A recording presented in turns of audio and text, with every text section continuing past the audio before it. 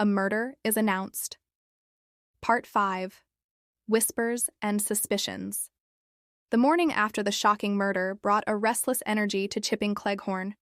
Villagers whispered behind curtains, in the post office, and along narrow lanes. The murder announced had already become legend, a story that grew with each retelling. Who had orchestrated it, and why? Every resident seemed to carry a secret, and Miss Marple knew that some of these secrets would illuminate the truth. Little Paddocks remained the center of attention.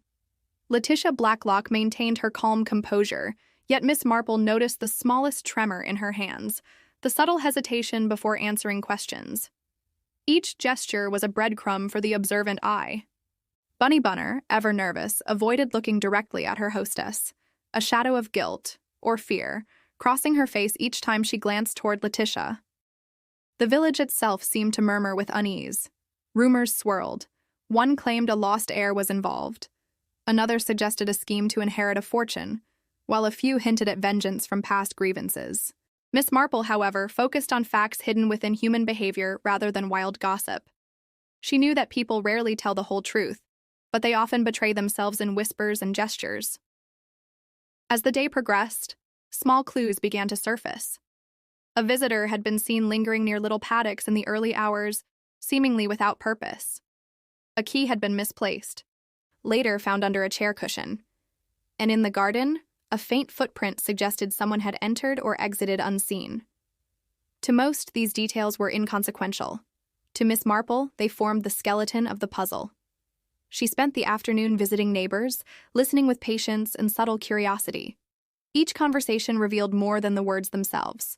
Fear, pride, and ambition slipped between lines. A servant's hesitation, a child's innocent comment, even the angle of a hat on a head, all contributed to the mosaic Miss Marple assembled in her mind. By evening, the weight of the mystery deepened. 2 deaths, hidden motives, and a web of deception stretched across the household. The villagers grew restless, some daring to voice suspicions openly, while others feared revealing too much. But Miss Marple, calm and methodical, traced the invisible connections. She understood that the murderer's confidence relied on the village's assumptions, and that one wrong move could unravel the carefully constructed facade.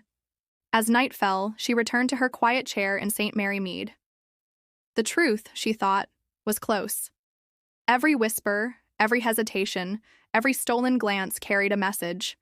And soon, she would decode them all, exposing the murderer hiding behind smiles and manners.